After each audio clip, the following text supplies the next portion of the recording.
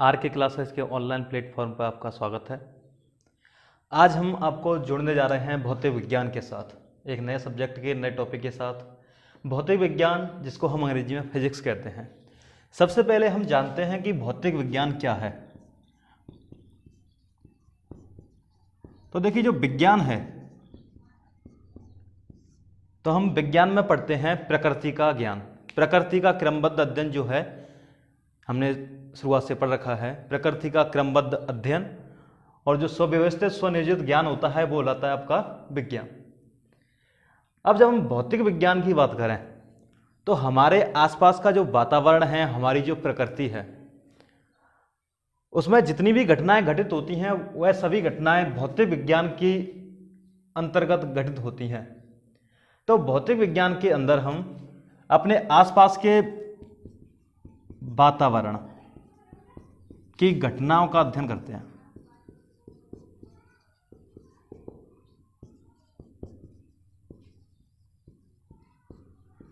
हमारे आसपास की जितनी भी वातावरण की जितनी भी घटनाएं घटित होती हैं, जैसे हम कोई भी वस्तु उछालते हैं तो वो लौटकर आके जमीन पर गिरती है।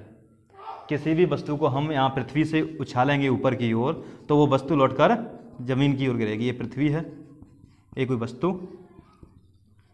जब हम किसी वस्तु को पृथ्वी से ऊपर की ओर उछालेंगे तो वो वापस नीचे की ओर गिरती है।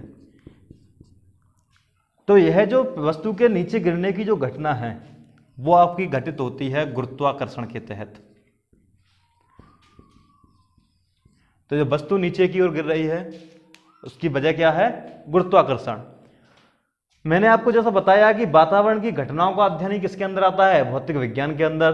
तो हमारे आसपास की ये घटना है वस्तु का पृथ्वी की ओर गिरना, यानी पृथ्वी वस्तुओं को अपनी ओर आकर्षित कर रही है, वह क्या है? गुरुत्वाकर्षण। यानी गुरुत्वाकर्षण का अध्ययन हम किसके अंतर्गत करेंगे? भौतिक विज्ञान के अंदर। इसी प्रकार आपने देखा होगा चुंबक। हमने देखा है कि जब एक चुंबक है, चुंबक के पास अगर हम कोई लोहे की कील लेके आए, ये कोई लोहे की कील है, तो वो क्या है? इससे चिपक जाएगी, लोहे की कील। तो यह भी अपनी एक वातावरण की एक आसपास की घटना है जिसे हम दिन प्रतिदिन देखते हैं। तो चुंबक की जो चुंबकत्व के गुण हैं, इनकी घटनाओं का अध्ययन हम किसके अंदर करेंगे? भौतिक विज्ञान के अंदर। पंखा घूम रहा है विद्युत धारा के कारण, बल्ब जलता है, ट्यूबलाइट से रोशनी होती है, ये जो सभी की सभी घटनाएं हैं, इन सभी घटनाओं का अध्ययन हम भौतिक विज्ञान के अंदर करते हैं। तो भौतिक विज्ञान की अगर हम परिभाषा की बात करें तो भौतिक विज्ञान की परिभाषा क्या हुई? यानी जो भौतिकी है वो क्या है? हमारे आसपास के वातावरण की जो भी घटनाएं हैं वो सभी किसी ना किसी नियम के तहत घटित होती हैं। उन नियमों का अध्ययन ही क्या है? भौतिक विज्ञान कहलाता है। यानी वातावरण की घटनाओं का अध्ययन जो है वो किसके अंदर होगा? भौतिक विज्ञान के अंदर। तो देखिए, भौतिक विज्ञान को समझने के बाद हम बढ़ते हैं आगे भौतिक राशियों की ओर। भौतिक राशि,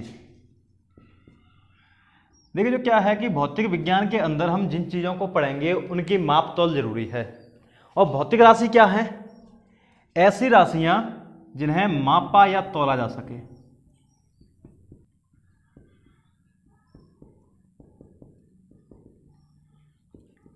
ऐसी राशि जिन्हें मापा या तौला जा सके भौतिक राशि कहलाती हैं। जैसे द्रव्यमान, द्रव्यमान को हम माप सकते हैं या तौल सकते हैं किसमें? किलोग्राम में। लंबाई, लंबाई को हम किस में नापते हैं? कोई व्यक्ति मीटर में मापता है, कोई किलोमीटर में, तो कहीं हम इसे फीट में माप रहे हैं।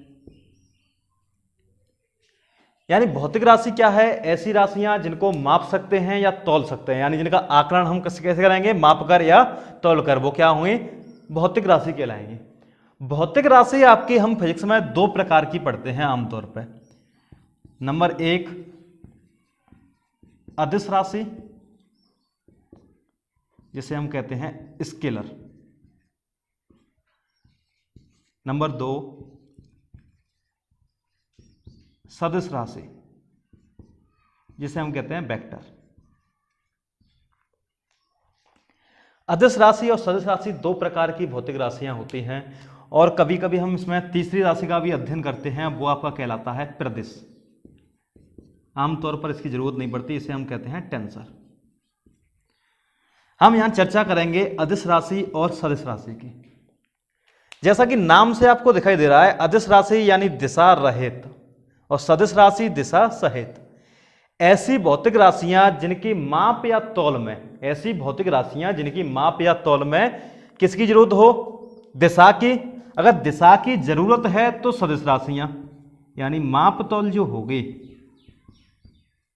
माप तौल में क्या होगा? माप तौल में दिशा का ज्ञान। और अदिश राशियों में, इनमें आपका दिशाहीन राशि होंगी, ये दिशाहीन। तो देखिए, अदिश राशि तो दिशाहीन है और सदिश राशि दिशा सहित है, यानी इनकी माप तौल में दिशा की जरूरत है, अदिश राशियों की दिशा की जरूरत नहीं है। एक एग्जाम्पल के माध्यम से समझ लेते हैं। एग्जाम्पल, तो अदिश राशि, जैसे हम बात करते हैं द्रव्यमान की, किसी वस्तु का द्रव्यमान हमें मापना है, किसी व्यक्ति का द्रव्यमान मापना है, तो वो जो द्रव्यमान है वो मापा जाएगा। तो मैं कहता हूं कि किसी व्यक्ति में 50 किलोग्राम द्रव्यमान है। कितना द्रव्यमान है? 50 किलोग्राम। क्या आपको उसमें जरूरत पड़ेगी कि उस व्यक्ति का द्रव्यमान 50 किलोग्राम पूरब की ओर है? यानी किसी वस्तु का द्रव्यमान बताने के लिए हमें उसकी दिशा दिखाने की जरूरत नहीं है। लेकिन अगर मैं इसी बात को इस तरीके से कहूं, बल, मैं कहता हूं कि कोई व्यक्ति बल लगा रहा है, तो बल में आपको दिशा दिखानी पड़ेगी। जैसे ये बोर्ड है, अगर मैं इसको धक्का मारूं तो इस तरह से धक्का मार रहा हूं, तो मुझे दिखाना पड़ेगा कि इसमें कौन सी दिशा में बल लगाया जा रहा है। यानी बल के ज्ञान के लिए उसकी दिशा का ज्ञान होना जरूरी है। तो इसमें बल में आपका पूर्ण मापन तभी माना जाएगा जब आप उसमें दिशा दिखा देंगे। बिना दिशा के बल का जो मान है उसकी गणना आपके नहीं की जा सकती। तो इस प्रकार से भौतिक राशियां आपकी दो प्रकार की हैं, अदिश राशियां और सदिश राशियां। अब हम बात कर रहे हैं भौतिक राशियों के मापन की। तो किसी भी राशि के मापन की आवश्यकता क्यों बढ़ती है? तो देखिए, जब हम बात करते हैं कि किसी वस्तु में द्रव्यमान या भार या वजन 10 किलोग्राम है, अगर इसकी बजाय मैं बोलूं कि उस वस्तु में, यानी यहां पर एक कोई वस्तु मान लेता हूं कि ये कोई वस्तु है, इसमें 5 द्रव्यमान है, तो क्या पता चल रहा है कि ये 5 क्या है? इसके बाद अगर मैं लिख देता हूं 5 ग्राम, तब इसकी वैल्यू आपको पता चली कि इसमें द्रव्यमान कितना है? 5 ग्राम। तो यह जो ग्राम या किलोग्राम को जो लिखा गया है, यही है आपका मापन। तो मापन की आवश्यकता बेहद जरूरी है, जिससे कि आपको उस वस्तु का निर्धारित मूल्य आपको प्राप्त हो सके। तो ये हुआ आपका मापन। अब मापन देखिए किस प्रकार से करते हैं।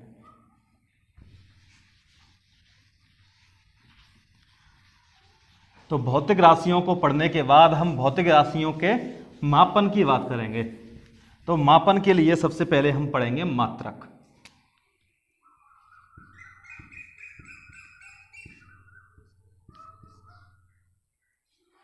मात्रक, तो किसी भी भौतिक राशि को मापने के लिए, किसी भी भौतिक राशि को मापने के लिए किसकी आवश्यकता पड़ती है? मात्रकों की। भौतिक राशि को मात्रकों से मापा जाता है, मात्रकों से मापा जाता है। जैसे किलोग्राम, मीटर, सेकंड, ये समय का मात्रक हुआ, ये दूरी का मात्रक हो गया, ये आपका किलोग्राम किसका मात्रक है? द्रव्यमान या वजन का।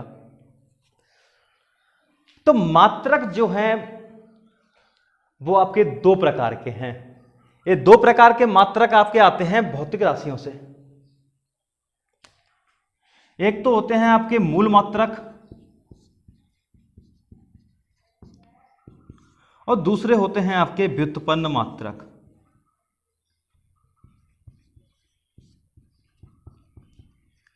एक तो होता है आपका मूल मात्रक और दूसरा है आपका व्युत्पन्न मात्रक। इन मात्रकों को पढ़ने से पहले हम बात करेंगे मापन की पद्धतियों की। मापन की पद्धति, मापन पद्धतियां, यानी किन्हीं भी वस्तुओं को मापते हैं, किसी भी राशि को हम मापते हैं तो उसकी कितनी पद्धति हैं। तो मूल रूप से प्रारंभ से 3 पद्धतियां अधिकांशतः प्रचलित थी। नंबर 1 MKS पद्धति, नंबर 2 FPS पद्धति, नंबर 3 CGS पद्धति। MKS पद्धति, FPS पद्धति और CGS पद्धति। मापन की कितनी पद्धतियां प्रचलित थी? 3। MKS, FPS और CGS। MKS, FPS और CGS का मतलब क्या है? देखिए, मापन पद्धतियों में हम 3 राशियों को मूल रूप से प्रयुक्त करते हैं। 3 राशियां वो कौन कौन सी हैं? वो 3 राशि हैं आपकी दूरी, द्रव्यमान और समय। दूरी, द्रव्यमान और समय। तो MKS पद्धति में दूरी, M का मतलब होता है मीटर, K का मतलब द्रव्यमान किलोग्राम और S का मतलब समय जो कि सेकंड में। तो MKS पद्धति का अगला नाम हो गया आपका मीटर किलोग्राम सेकंड पद्धति, यानी द्रव्यमान को किलोग्राम में, दूरी को मीटर में, समय को सेकंड में मापा जाए, ऐसी पद्धति आपकी क्या कहलाएगी? MKS पद्धति कहलाएगी। बात करें FPS पद्धति की, तो दूरी फीट में, द्रव्यमान पाउंड में, समय सेकंड में। दूरी किसमें? फीट में, द्रव्यमान पाउंड में, समय सेकंड में। तो वो पद्धति हो जाएगी आपकी FPS पद्धति, यानी फुट पाउंड सेकंड पद्धति। अगली पद्धति हम बात करें CGS, तो CGS में दूरी मतलब सेंटीमीटर, C फॉर सेंटीमीटर और G का मतलब ग्राम और S का मतलब सेकंड। समय तीनों पद्धतियों में सेकंड है। MKS पद्धति का मतलब हुआ मीटर किलोग्राम सेकंड पद्धति, FPS का मतलब हुआ फीट पाउंड सेकंड पद्धति और CGS पद्धति का मतलब हुआ सेंटीमीटर ग्राम और सेकंड पद्धति। ये जो 3 भिन्न भिन्न पद्धतियां हैं, ये भिन्न भिन्न क्षेत्रों में प्रचलित थी। अब यहां से एक समस्या उत्पन्न होती है। कोई व्यक्ति दूरी को मीटर में मापता है, कोई व्यक्ति फीट में मापता है और कोई व्यक्ति इसे सेंटीमीटर में मापता है। अब आगे जाके व्यापार संबंधी समस्याएं उत्पन्न हुई। जैसे मान लीजिए कि हम एक कपड़े के व्यापारी हैं और कपड़ा बेचते हैं, तो कोई व्यक्ति उसे मीटर में माप रहा है, कोई फीट में और कोई सेंटीमीटर में। 2 व्यक्ति व्यापार कर रहे हैं, एक मीटर के मान वाला है और एक फीट वाला है। तो उन दोनों के बीच में एक प्रॉब्लम आएगी इनके कन्वर्जेशन की, यानी मीटर को फीट में कन्वर्ट करना पड़ेगा, फीट को मीटर में कन्वर्ट करना पड़ेगा, तब जाके वो व्यापार संभव होगा। तो अंतर्राष्ट्रीय स्तर पर इसका समाधान निकालने के लिए एक मीटिंग हुई और उसके द्वारा एक फैसला लिया गया, क्यों ना एक अंतर्राष्ट्रीय पद्धति का निर्माण करें। और उस मीटिंग में एक अंतर्राष्ट्रीय पद्धति का निर्माण किया गया। अंतर्राष्ट्रीय पद्धति यानी एक ऐसी इंटरनेशनल सिस्टम, SI पद्धति। SI पद्धति की फुल फॉर्म है इंटरनेशनल सिस्टम, यानी मापन की SI पद्धति का विकास किया। और इस SI पद्धति में ध्यान दिया गया कि पूरे विश्व भर में ऐसे मात्रकों का प्रचलन किया जाए जो कि विश्वव्यापी हों, जिससे कि कोई भी दिक्कत ना हो।